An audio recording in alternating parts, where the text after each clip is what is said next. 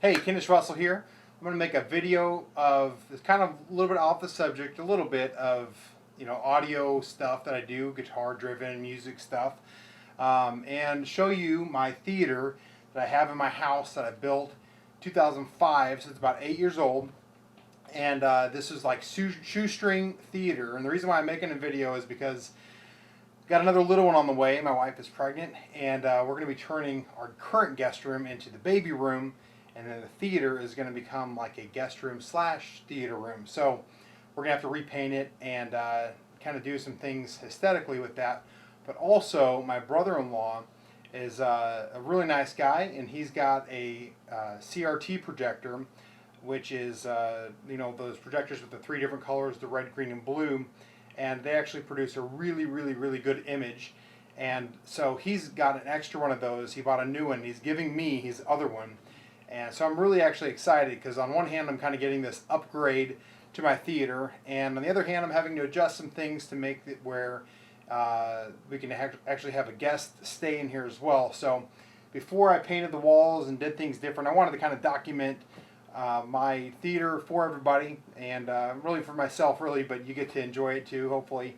And this is a shoestring theater. So for those of you that think you need to spend like $5, $10, $15, $20,000 on a theater, you don't have to. I think we spent just under $2,000 on this theater. So anyway, here's the my theater, built in 2005, and hasn't had any major upgrades since then. And so just to kind of show you what you can do and what I've done. Here we go. Around right here, you can see up in that hole is where my projector is projecting it from, and you can see it's kind of got a thing around the rim that looks like trash.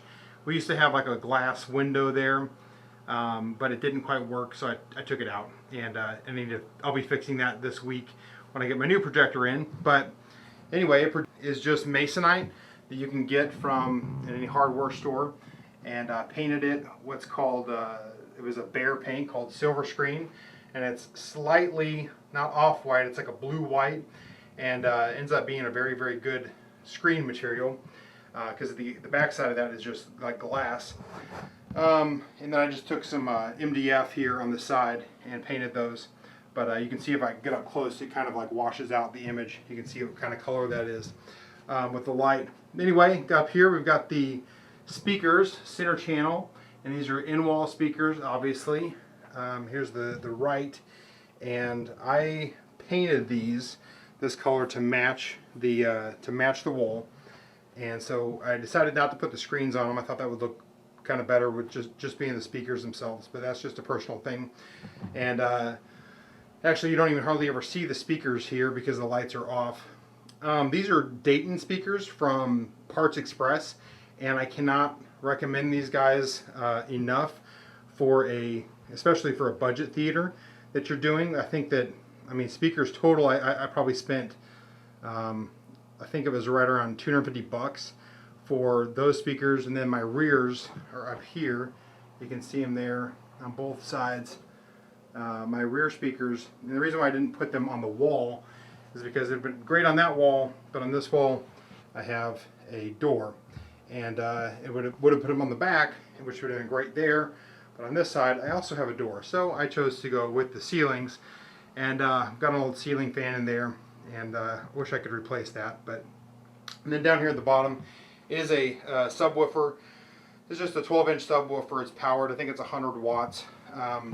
Dayton also, and you can adjust on the back what I'm sorry, this is an Advent subwoofer, and it's not the best, but it does the job, and you can adjust the volume, and also it's got a crossover, which is very nice.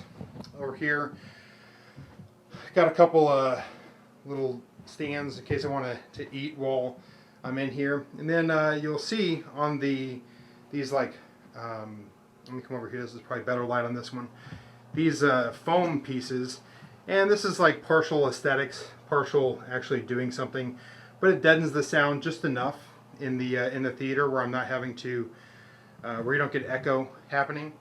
Got the Ghostbusters poster there, and then on this side got the good old Michael J. Fox and Back to the Future.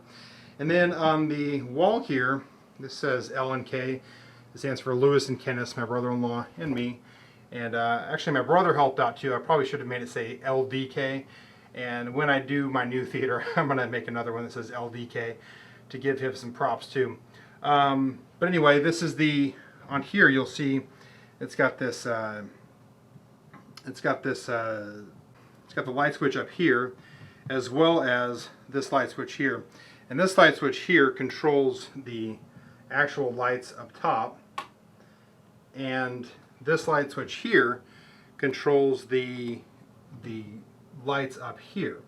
And you're not really seeing that the best right now because I've got other light in here, but it's got a, pull the gain back up, it's got on the top like a rope light that goes all the way around the ceiling and just kind of creates that theater ambiance in it. And then you can see underneath here I put these cutouts so that the lights will kind of stream down onto these, almost like a wall sconce. And you know, it's just kind of an interesting thing to do. And then it's also controlled down here by the by this guy, my remote for that. So if I hit it, they will just kind of fade out. So it's really kind of cool at the end of a movie, you know, when the credits hit, you know, and you just hit the remote and the lights kind of dim up, and it's pretty cool. And then also I have this other remote. Oh, there's all my remotes down here, just on this old ottoman. And this guy does like the fan and the other lights. So these are also, I can turn those on and off with that. You can see up here on my lights, there's like some duct tape around the edge, and that was just kind of a last afterthought, kind of ghetto rigged. But what ended up happening is it was throwing too much light on the screen, and so I was getting some it was getting some kind of grays when that happened. So I just covered up half of it, and so it doesn't shoot any light onto the screen.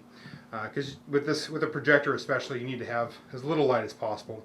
Let's see, got the curtains over here with the wall, and I've put some kind of blackout stuff on the windows, and so that again, less light during the day comes in. Got a couple of these cheap theater seats right here with some pillows, and those are very rarely used, but right now I have enough seating for, with those two on the ground, have enough seating for 1, 2, 3 in the lounge, 4, 5, 6, 7, 8 seats in here. And that's actually pretty cramped when everybody is in there, especially guys if we're watching UFC or something like that. It's just not a whole lot of space.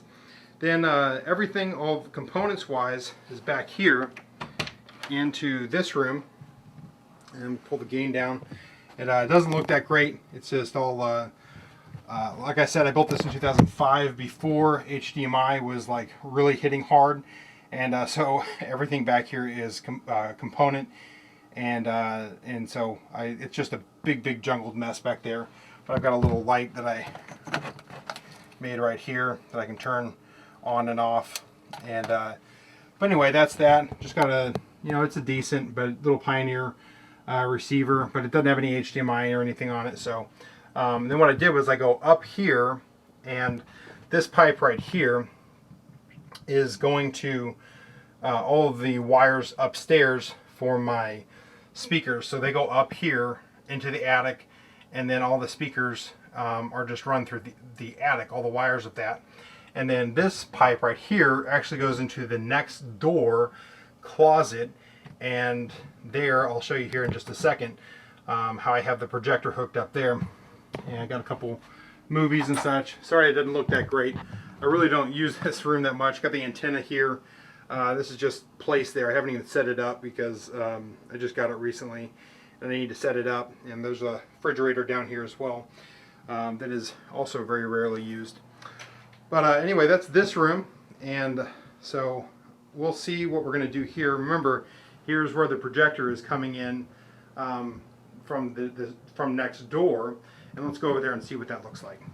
This is the closet actually from next door, and it's also filled with a bunch of junk. But there's the projector. It's a it's kind of also ghetto rigged up there.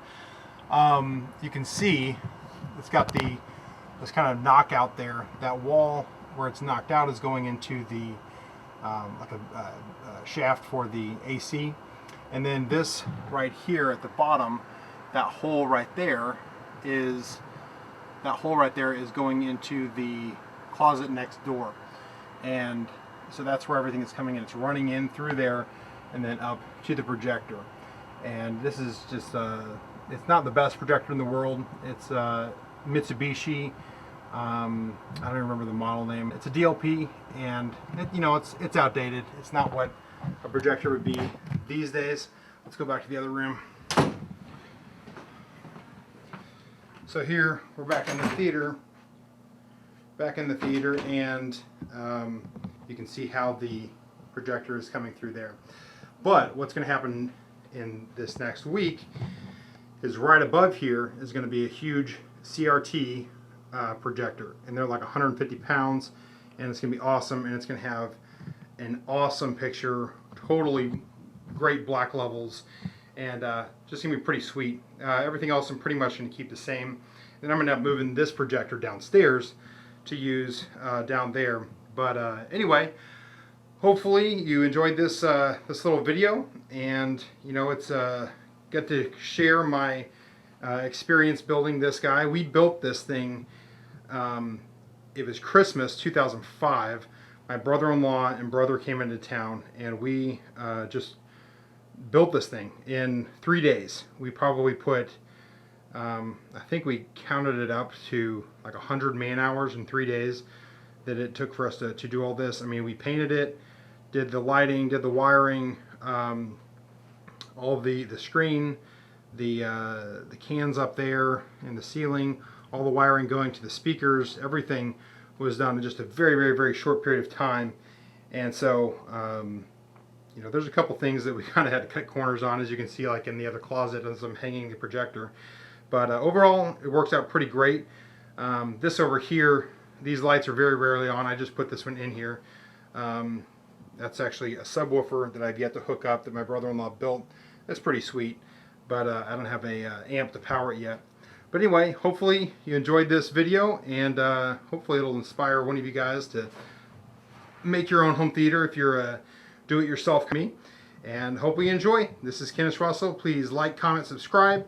And whenever my new theater is put up and I'm painting the walls and all that, I'll make another video to show you guys what that one looks like too. But until then, check you guys later, and I'll see you in another video.